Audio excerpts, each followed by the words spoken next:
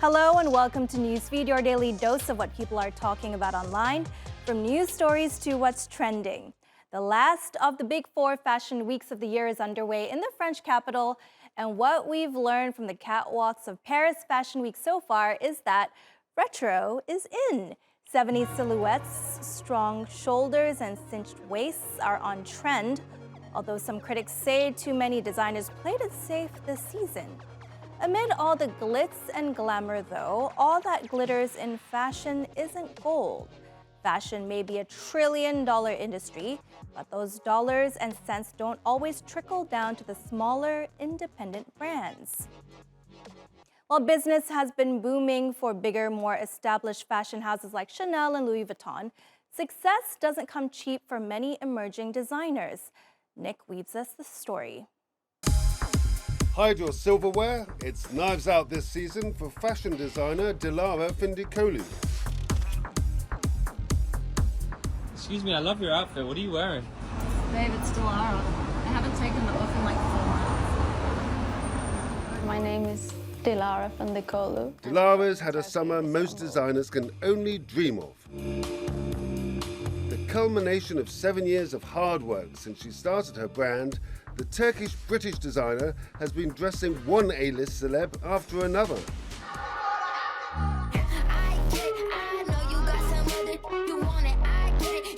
Cardi B is wearing Dilara Findikoglu. Hairstylists have lost a clip lately. In all seriousness, this is incredible and I can't even imagine how long it took to make this. And I'm going to put my bets on that she's wearing Dilara Findikoglu. And the reason I think this is because Olivia Rodrigo's Rolling Stone's interview and photo shoot. In Rolling Stone, I love the oversized hairpins in her hair. Like, oh my God. Here on the cover, Emma is wearing a dress by Dilara Findikoglu. It is a take on Joan of Arc and is entirely made out of cutlery instead of actual armor. Harry Neff is at the Barbie premiere wearing the most amazing Dilara Findikoglu dress. But celebrity endorsements don't always equate to profits.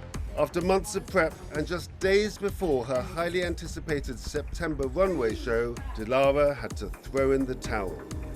She was forced to cancel her show at London Fashion Week in order to keep her business afloat. London Fashion Week show with so much hype that didn't happen. In a post on Instagram, Dilara stated that at this time, I do not believe we have the mental, physical or economic capacity to keep turning out dreams into real life. They said she should cancel the show, use her budget in smarter ways instead of being some delusional artist. Audiences seem to forget how much money goes into creating a show. $500,000 for a basic standard runway. Being a designer is not cheap, especially being an up-and-coming designer tends to create couture one-off pieces. Dilara says she's still paying off her last show in February. If she'd gone ahead with her September show, it would have cost her almost $150,000. And Dilara is not the only designer in this boat. She says many do the one show, get into so much debt and then keep paying it off until the next show. More and more self-funded designers are speaking out about their financial struggles. The conglomerates at the top of the fashion food chain own 90% of the capital, probably even more. And the remaining individuals who are in the industry for the love of the game or the love of the fame and lifestyle are one bad season or one stockist pulling out to going bust. Big brands dominate the high-end fashion industry. Smaller, independent labels can't compete with conglomerates like LVMH and Kering, which own a combined 53% of the luxury fashion market.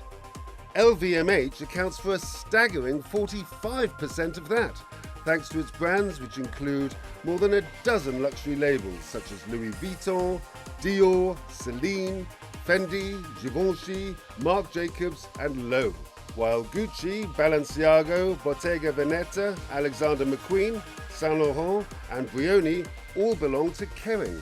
European luxury brands have generated hundreds of billions of dollars in wealth for their shareholders and are some of the most valuable listed companies in Europe. It's not hard to see why they're so profitable.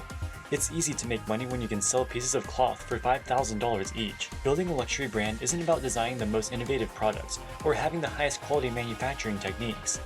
Above all, these brands are highly sophisticated marketing machines that employ every psychological trick in the book to make you believe the bag they're selling you is worth $10,000.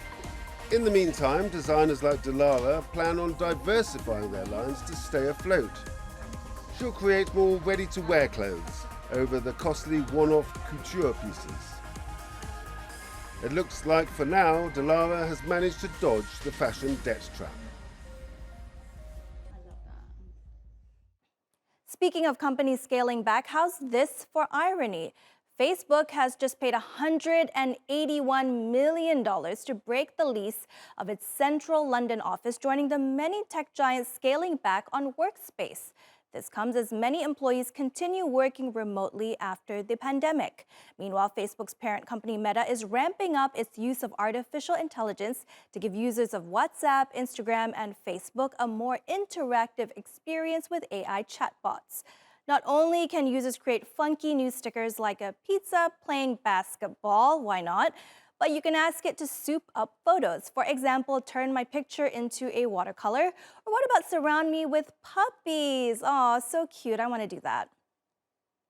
Meta also announced a partnership with Microsoft's Bing to provide real-time web results, linking you to the Bing search engine if a deeper search is required.